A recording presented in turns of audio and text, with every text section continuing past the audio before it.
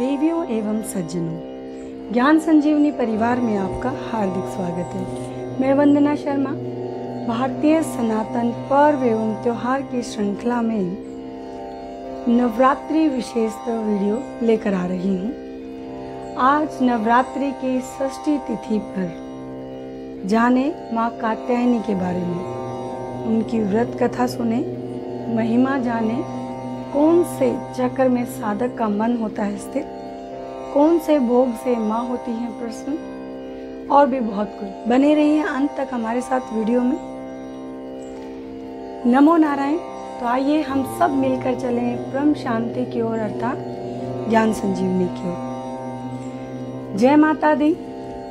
नमो नारायण। देवताओं की कार्य सिद्धि के लिए कात्यायन ऋषि के आश्रम में पधारी माँ कात्यायनी षष्ठी है, अर्थात नव दुर्गा के 9 रूपों में से छठे दिन हम माँ कात्यायनी स्वरूप की पूजा अर्चना करते हैं। माँ कात्यायनी की सवारी शेर है।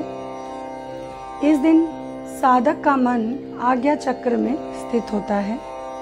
यह आज्ञा चक्र साधना में बहुत महत्वपूर्ण है। इस चक्र में जिस साधक का मन स्थित होता है वह माँ कात्यायनी को अपना सर्वस्व निवेदित कर देता है। परिपूर्ण आत्मदान करने वाले ऐसे भक्तों को सहज भाव से माँ कात्यायनी के दर्शन हो जाते हैं। आइए सबसे पहले हम माँ कात्यायनी की व्रत कथा सुने। माँ कात्यायनी की व्रत कथा इस प्रकार है।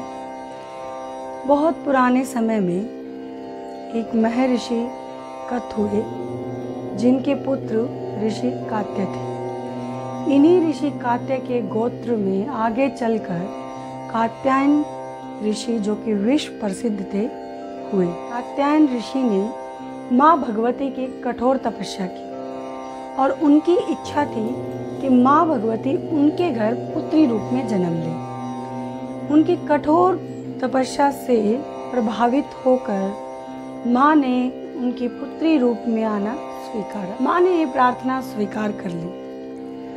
कुछ समय पश्चात जब महिषासुर नामक दैत्य का अत्याचार पृथ्वी पर बहुत बढ़ गया, चारों तरफ त्राही त्राही होने लगी, तब भगवान विष्णु, महेश और ब्रह्मा जी ने अपने अपने तेज का प्रकाश देकर एक देवी की संरचना की। एक दिव्य तेज जो कि माँ कात्यायनी के रूप में प्रकट हुआ। कात्यायन ऋषि ने इनकी सर्वप्रथम पूजा की, इसीलिए इनको कात्यायनी भी कहा जाता है। और कात्यायन ऋषि के आश्रम में ही इन्होंने पुत्री के रूप में जन्म लिया था। माँ कात्यायनी भी पार्वती माँ का ही एक रूप है। महिषासुर का अंत कर यही माँ महिषासुर मर्दिनी भी कहलाई। माँ कात्यायनी के बारे में एक कथा और प्रचलित है।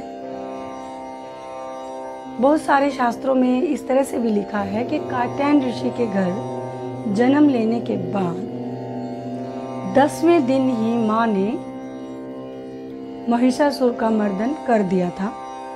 जब तक पूरे 9 दिनों तक कात्यायन ऋषि ने माँ की पूजा अर्चना की और श्री कृष्ण भगवान को पति रूप में प्राप्त करने के लिए यमुना नदी के तट पर गोपियों ने इनकी पूजा की। और यह ब्रज की अष्टधात्री देवी भी हैं।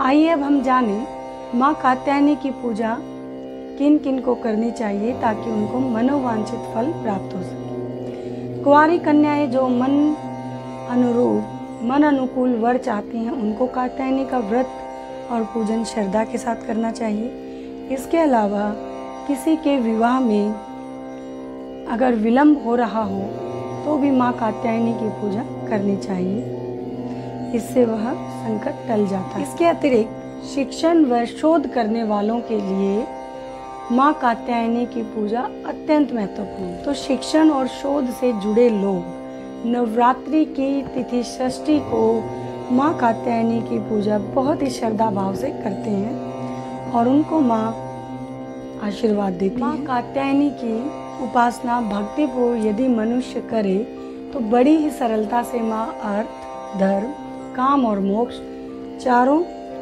देती हैं। जो भक्त माँ कात्यायनी को भजते हैं वह इस लोक में रहते हुए भी अलौकिक तेज के प्रभाव से युक्त हो जाते हैं। इनके पूजन के प्रभाव से अद्भुत शक्तियों का संचार होता है तथा माँ अपने शत्रुओं से लड़ने के लिए हमें सक्षम बनाती है। माँ कात्यायनी का ध्यान गोधूली वेला में करना श्रेष्ठ होता है। माँ कात्यायनी के स्वरूप की बात करें तो इनका रूप बहुत ही भव्य और प्रभावशाली है। इनका रंग एकदम सोने की तरह चमकीला है। माँ की 4 भुजाएं हैं जिनमें एक हाथ में कमल, दूसरे हाथ में तलवार, एक हाथ अभय मुद्रा में और दूसरे हाथ से यह भक्तों को आशीर्वाद देती हैं अर्थात वर मुद्रा में अपने हाथ को रखती हैं। माँ कात्यायनी की पूजा बहुत ही श्रद्धा और भक्ति भाव से कीजिए। वात्सल्य की मूर्ति माँ हर रूप में अलग अलग सुख देने वाली हैं। यश प्राप्त कीजिए, अर्थ, धर्म, काम और मोक्ष जैसे अभय फलों को प्राप्त कीजिए और जान लीजिए कि कौन से भोग से माँ होती है प्रसन्न। माँ को शहद, गुड़ और चने का भोग इस दिन लगाया जाता है। भक्त को चाहिए कि माँ को यह भोग लगाकर प्रसाद के रूप में वितरण कर दें तथा दान पुण्य इत्यादि भी जरूर करें, क्योंकि जैसा कि मैं हर वीडियो में आपको बताती हूँ कि नवरात्रि में किया गया दान अभय दान माना जाता है। थोड़े से आप कई गुना फल प्राप्त कर सकते हैं, तो फिर आपको अवश्य करना चाहिए। यथाशक्ति, यथाश्रद्धा दान पुण्य करना आवश्यक है। तो यह वीडियो आपको कैसी लगी आप कमेंट करके हमें बता सकते हैं, और अगर आपको अच्छी लगी तो आप दूसरों के साथ ज़रूर बांटिएगा। आपके अगर कोई भी प्रश्न है, आप हमसे कुछ पूछना चाहते हैं, हमें कुछ बताना चाहते हैं या किसी विषय पर वीडियो चाहते हैं, तो आप प्लीज़ कमेंट कर दें। हम आपकी सलाह का मान रखेंगे। तो नवरात्रि की ढेरों शुभकामनाएं आपको। हम माँ से प्रार्थना करेंगे कि वो आपको शक्ति और भक्ति प्रदान करें। ज्ञान संजीवनी परिवार की तरफ से नवरात्रि की हार्दिक बधाई। जय माँ कात्यायनी। धन्यवाद। नमो नारायण।